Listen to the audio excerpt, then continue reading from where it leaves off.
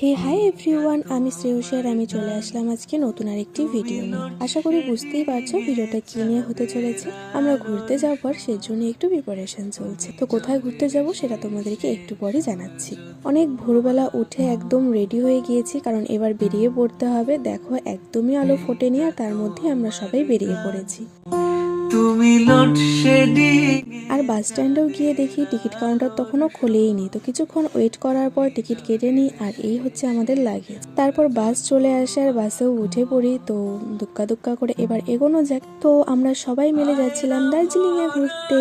তো ভীষণ এক্সাইটেড ছিলাম আমি। তারপর বাস থেকে নেমে দার্জিলিং এর গাড়িতে আমরা উঠে পড়েছি। গাড়িতে কিছুক্ষণ ওয়েট করার পর আমরা দার্জিলিং এর উদ্দেশ্যে রওনা দিই। আর দেখো ধীরে ধীরে আমরা পাহাড়ের দিকে উঠছিলাম, আর ভীষণ ভালো লাগছিল চারপাশটা দেখতে।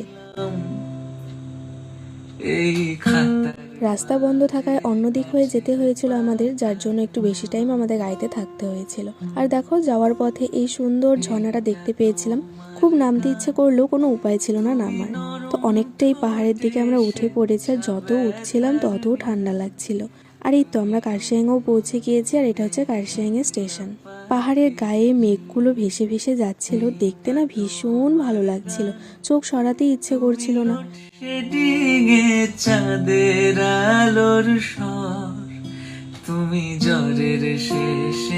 আর এটা হলো সব থেকে উঁচু স্টেশন, ঘুম স্টেশন। আর সেদিন না ওয়েদারটা ভীষণ ভালো ছিল, যার জন্য আমরা গাড়ি থেকে কাঞ্চনজঙ্ঘা দেখতে পাচ্ছিলাম। দার্জিলিংয়ে যাবো আর কিছুক্ষণ পর পর টয় ট্রেন চোখে পড়বে না, সেটা তো হতেই পারে না। আমরা এই তো দার্জিলিংয়ে পৌঁছে গিয়েছি, আর কিছুটা গেলেই আমরা গাড়ি থেকে নেমে পড়বো।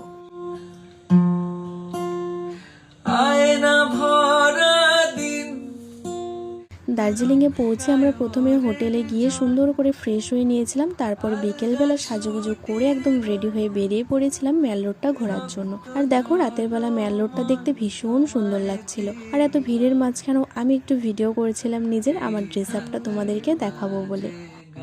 আর এই হচ্ছে সেই বিখ্যাত হোপ, যার সামনে যদি তুমি ফটো না তোলো তাহলে তোমার দার্জিলিং ঘোরা ইনকমপ্লিট থেকে যাবে। তো এই তো আমরা সবাই মিলে খুব মজা করতে করতে ম্যাল রোডটা ঘুরছিলাম আর ভিডিও করছিলাম।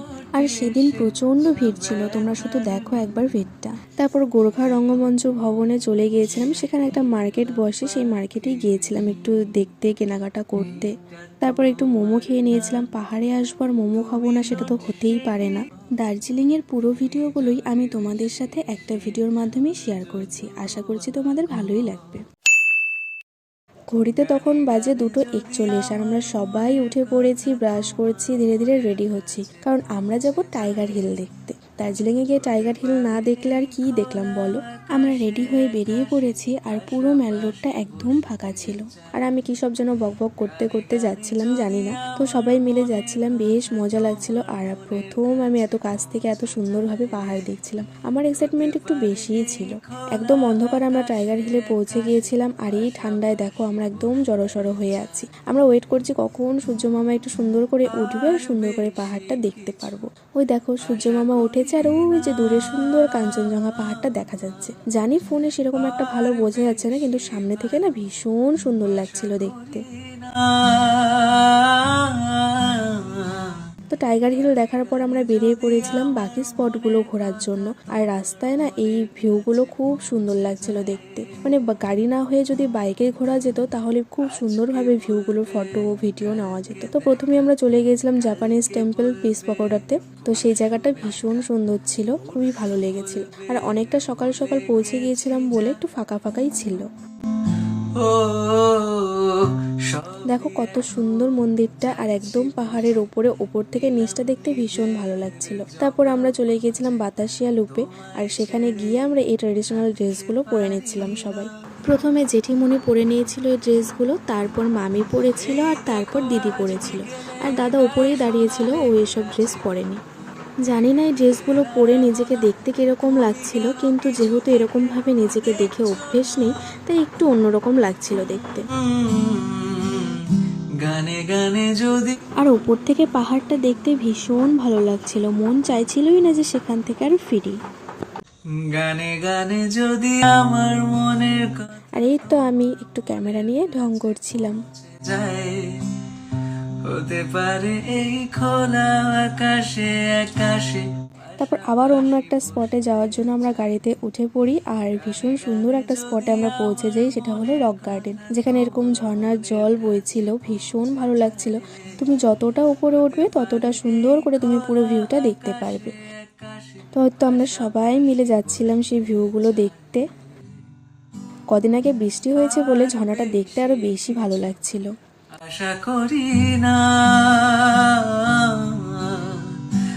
আর বেশি ভালো বাসা করি না,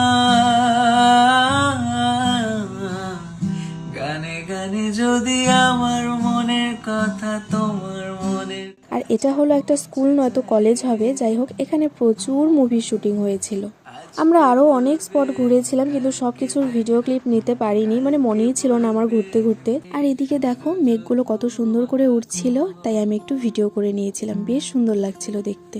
সারাদিন ঘোরাঘুরির পর বিকেলে আবারও বেরিয়ে পড়েছিলাম মেল রোডটা ঘোরার জন্য। সুন্দর করে একদম ফ্রেশ হয়ে সাজুগুজু করে রেডি হয়ে বেরিয়ে পড়েছিলাম ঘুরতে। আমি ফার্স্ট টাইম এরকম একটা ড্রেস পরেছিলাম, আমাকে কিরকম লাগছে তোমরা জানিও তো।